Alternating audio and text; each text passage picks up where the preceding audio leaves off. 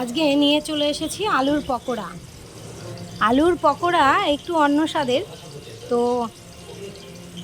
একদম কম সময়ের মধ্যে কিভাবে আলুর পকোড়া বানানো যায় সেটা আজকে একটু দেখে নেওয়া যাক।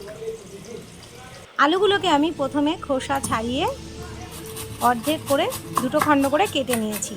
আপনারা চাইলে কাজের সুবিধার্থে 4 টুকরো করে নিতে পারেন। তো আমি যেহেতু 2 টুকরো করে নিয়েছিলাম, এটাকে এবার আমি কুড়ে নেব। চাল কুমড়ো কোড়ার যে কুড়নি, সেই কুড়নি দিয়ে আমরা আলুটাকে জিরি করে কুড়ে নেব এবং সম্পূর্ণভাবে কোড়া হয়ে গেলে আমি এর মধ্যে সেরকম কিছু মেশাবো না, আবার মেশাবো। তো দেখি কি মেশানো যায়।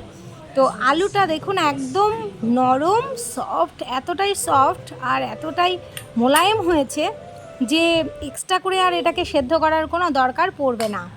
তো আলুটাকে জিরি করে বানিয়ে নিয়েছি। বানিয়ে নেওয়ার পরে এবার আমার বানানো হয়ে গেছে। আমি এর মধ্যে দিয়ে দিয়েছি বেসন। তো বেসনটা দিয়ে দিয়েছি। বেসনটা দিয়ে দেওয়ার পরে আমি এর মধ্যে ফাটিয়ে নিয়েছি একটা ডিম।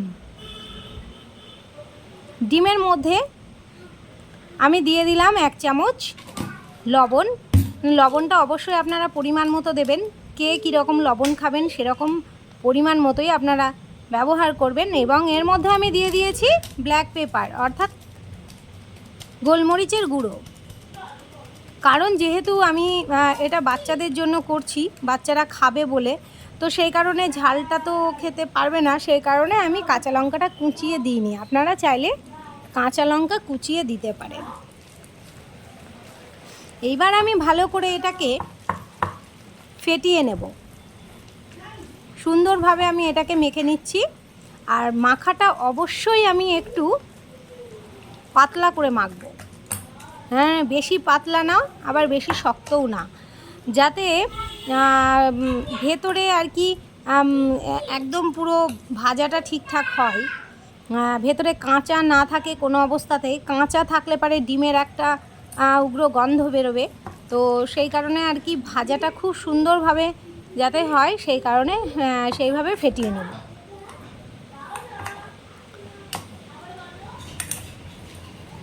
আমার ফেটানো হয়ে গেছে। এবার আমি কড়াইতে তেল গরম করতে দিয়ে দিয়েছি। গরম হয়েও গেছে। তো তেলটা যখন গরম হয়ে যাবে খুব, তখন আমি গ্যাসটা একদম লোতে দিয়ে দেবো, একদম লো ফ্লেমে দিয়ে দেবো, না হলে ভাজাটা পুড়ে যাবে।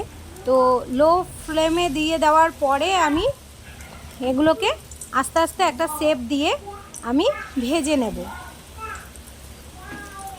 দেখুন আমি ছোট ছোট করে শেপ দিয়ে নিচ্ছি।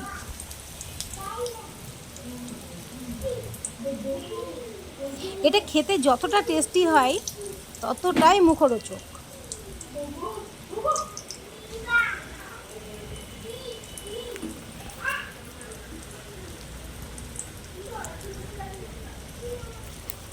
এগুলোকে আমি একটু লাল লাল করে ভেজে নেব। বেশি জোরে দিলে আবার পুড়ে যেতে পারে, সেই কারণে আস্তে গ্যাসটা দিয়েই আমি লাল লাল করে ভেজে নিয়েছি। দেখুন আমার ভাজা কমপ্লিট। লাল লাল করে কি সুন্দর ভেজে নিয়েছি। আমি একটা ভেঙে দেখাচ্ছি যে ভেতরটা কত সুন্দর হয়েছে। দেখুন ভেঙে দেখিয়েছি আমি যে ভেতরে কিন্তু কোনো কাঁচা ভাবটা নেই। খুব সুন্দর ফুলেছে এবং খুব সুন্দর খেতে হয়েছিল। আপনারা ট্রাই করবেন। গরম ভাতের সঙ্গে, পাতলা মুসুরির ডালের সঙ্গে এই গরমে এই রেসিপিটা দারুণ যাবে। আর যদি মনে করেন যে বিকেলেও আপনারা স্ন্যাক্স হিসাবে বাচ্চাদেরকে তৈরি করে দেবেন, তো একটু